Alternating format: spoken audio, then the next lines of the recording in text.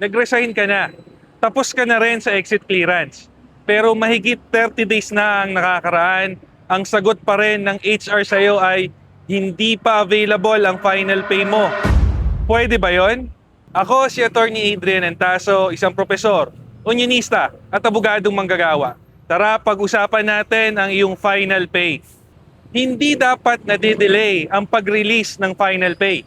Ayon sa DOLE Labor Advisor number 6, Series of 2020, ang final pay ay dapat ma-release within 30 days mula sa petsa ng separation o termination.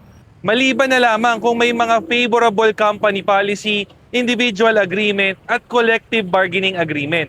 Kasama sa final pay kung applicable ang mga sumusunod: unpaid salaries, prorated 13th month pay, cash conversion ng mga unused leave credits or convertibles, separation pay kung entitled, at iba pang mga benepisyo o monetary claims na dapat bayaran sa'yo. Pero kung sinasabi ng employer mo na may clearance pa, may pagkakataon na maaaring i-hold muna ang terminal pay mo kapag meron ka pang company property at legitimate accountability na kailangan mo munang isauli o isettle sa kumpanya. Sa Milan versus NLRC, sinabi ng Korte Suprema na maaaring i-withhold ng employer ang terminal pay habang hindi pa naibabalik ng empleyado ang property ng kumpanya. Pero kung tapos na ang exit clearance mo at wala ka ng documented accountabilities, hindi sapat na dahilan ang paulit-ulit na hindi pa available ang pondo for processing pa. Hintayin mo na lang. Kung lagpas na ng 30 days mula nang mahiwalay ka sa trabaho, humingi ka ng written explanation at itemization ng computation ng iyong final pay. Anong gagawin mo?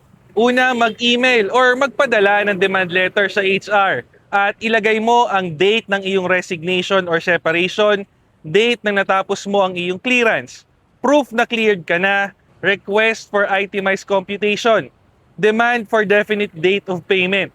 At kung hindi pa rin binayaran o walang makatwirang sagot, maaari kang magsampa ng request for assistance sa Department of Labor and Employment sa pamamagitan ng SENA. Ang money claims arising from employment ay maaaring idaan sa single entry approach. At may mga aktwal na kaso na final pay mismo ang na-recover ng workers sa pamamagitan ng SENA. Kaya kung mahigit 30 days ka nang naghihintay sa final pay mo at tapos ka na ring mag-clearance, huwag puro follow-up. Mag-document ka at kumilos. Mag-file ng SENA kung kinakailangan. At kung hindi kayo magkasundo at umabot kayo sa filing ng position paper, huwag mag-atubiling i-scan ang QR code o i-click ang link ng sumbungan ng kamanggagawa para sa iyong mga reklamo at tulungan ka naming gumawa ng position paper para ipaglaban ang iyong mga karapatan.